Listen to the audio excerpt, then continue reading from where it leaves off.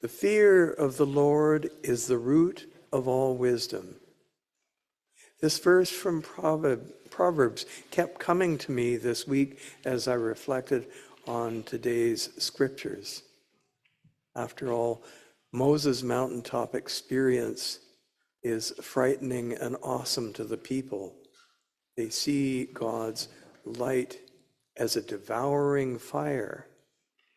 Jesus and his disciples on the mountaintop experience God's mysterious cloud, God's light, which makes Jesus' face shine like the sun and his garments be dazzling white.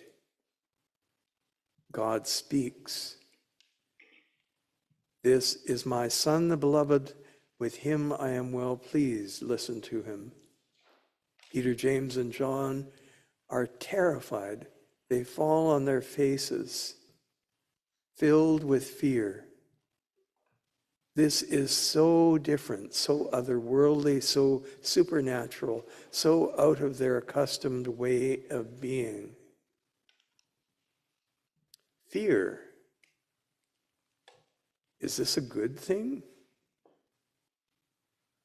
Isn't it the sort of thing that puts people off the church and religion? The church, it's all gloom and fear and threats. This may be what some people think about it. Perhaps it's more helpful if we think about the word fear in terms of respect. Replace fear with respect. If one fears God, one acknowledges God's omnipotence, that God is all-powerful. God can do anything. So, of course, it makes sense that we may see God as a creature beyond our imagining. We cannot know God fully. We can imagine, we can dream, we can read Scripture. But God is indeed a being who may inspire fright, fear, and awe. Today's readings talk about mountaintop experiences. Moses and Joshua go apart from the people. Jesus, Peter, James, and John go apart from the people. In both cases, they climb a mountain.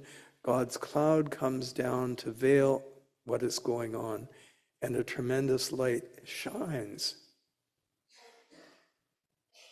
What are we to do with these readings?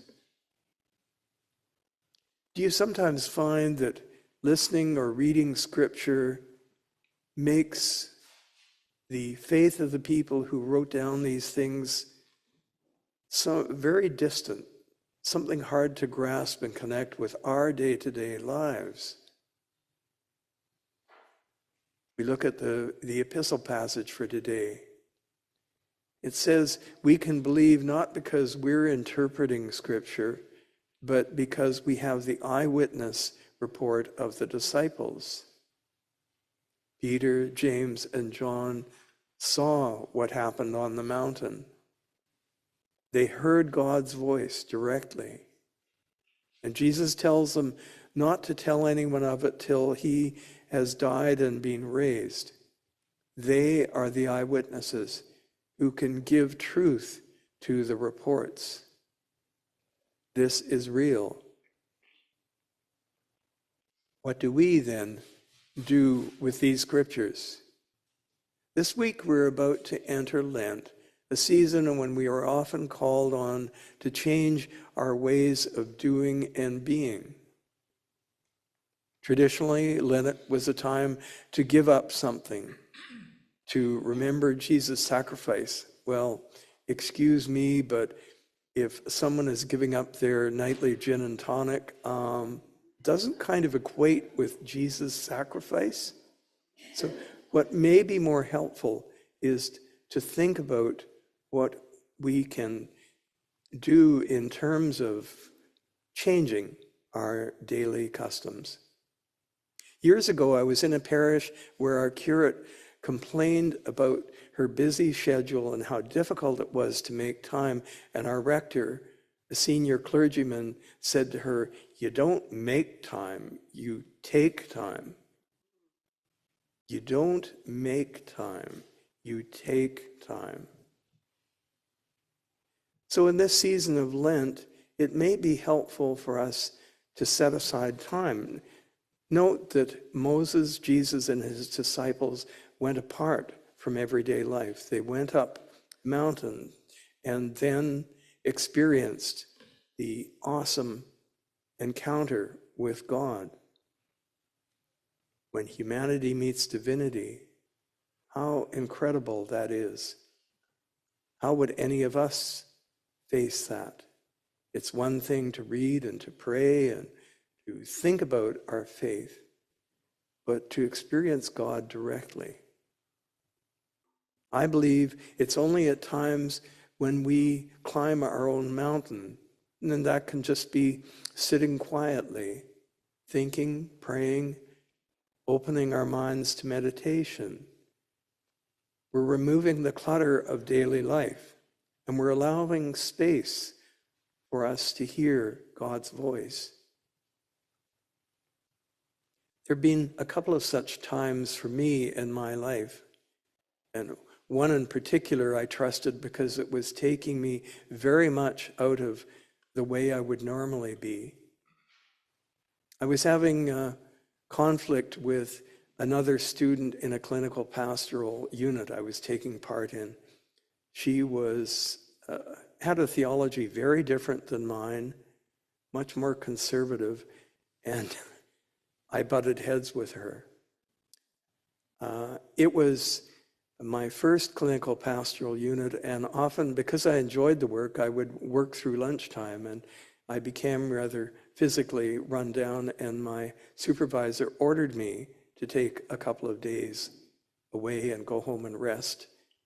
And so when I was at home resting, not thinking about this conflict I'd had or not thinking about my ongoing work with patients, the idea was in my mind to have this person lay hands on me and pray over me.